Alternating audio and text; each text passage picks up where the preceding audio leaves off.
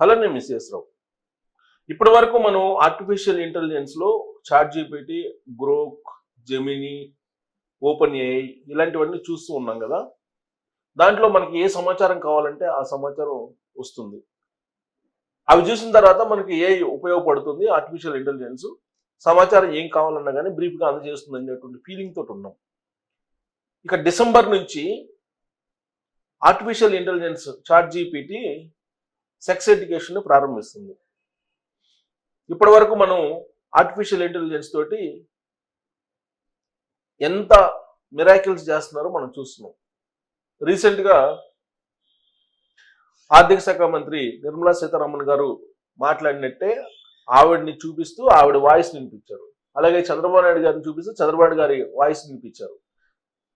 Same అచ్చుగుద్దినట్లే Chandrababu Naidu గారు ఎలా ఉన్నారో అలానే మొబైల్లోకి వచ్చేసి మీకు బీ ఫార్మ్లు ఇస్తున్నాము రమ్మంటే ఖమ్మం జిల్లాకు సంబంధించినటువంటి వాళ్ళు కొంతమంది వెళ్ళి అక్కడ సైబర్ నేరగాళ్ళ గాడిలో పడిపోయారు, వల్ల పడిపోయారు, కొన్ని లక్షల రూపాయలు సమర్పించుకున్నారు. సో ఇవన్నీ కూడా ఆర్టిఫిషియల్ ఇంటెలిజెన్స్ కారణంగా వస్తున్నటువంటి దుష్పరిణామాలు. ఇప్పటి వరకు ఒక ఎత్తు అయితే ఇవన్నీ కూడా డిసెంబర్ నుంచి చాట్ జీపీటీ సెక్స్కి సంబంధించినటువంటి ఫుటేజ్ని ఇస్తుంది. ఎవరు ఎలా సెక్స్ చేసుకుంటారో కూడా ఇక దాంట్లోనే ఉంటుందన్నమాట. అదంతా కూడా అడల్ట్స్కి మాత్రమే అడల్టరీ ఎడ్యుకేషన్ అని చెప్తున్నారు.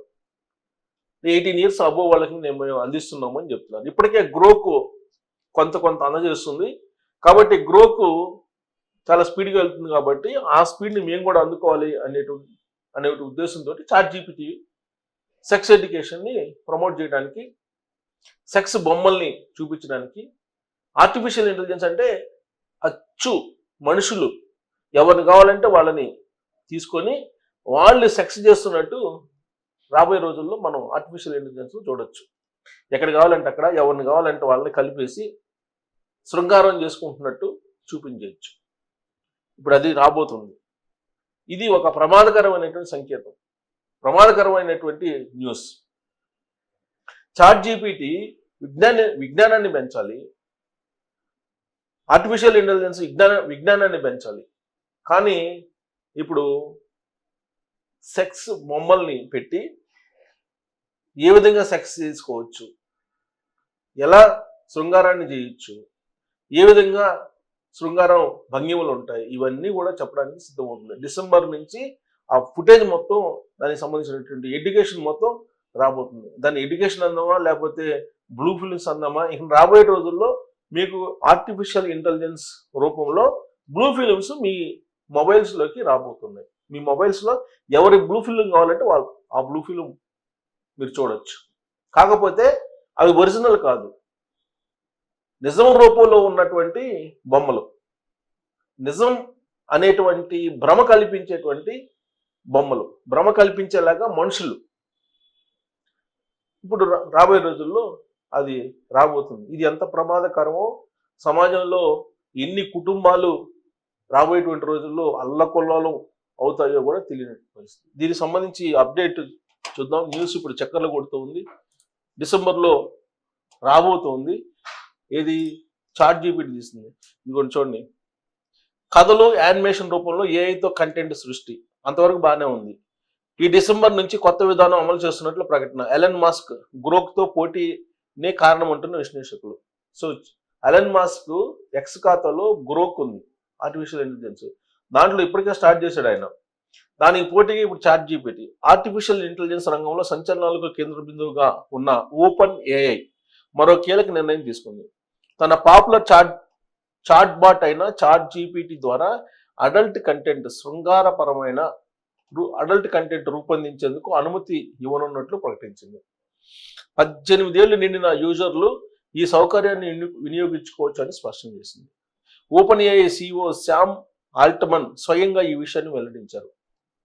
పెద్దలను పెద్దలుగా పరిగణించాలన్నది తమ సిద్ధాంతం అని పేర్కొంటూ ఈ ఏడాది డిసెంబర్ నుంచి యూజర్లకు ఈ తరహా కంటెంట్ను అందుబాటులోకి తీసుకురానున్నట్టు తెలిపారు. యూజర్లు ఇచ్చే ఆదేశాలు ఆధారంగా చాట్ జీపీటీ కథలు, యానిమేషన్ చిత్రాలు, వీడియోల రూపంలో ఎరోటిక్ కంటెంట్ను సృష్టిస్తుందని ఆయన వివరించారు. అయితే ఈ కంటెంట్లో ఎక్కడా నిజమైనటువంటి మనుషులు ఉండరని, మొత్తం ఏఐ ద్వారానే రూపొందుతుందని కంపెనీ స్పష్టం చేసింది.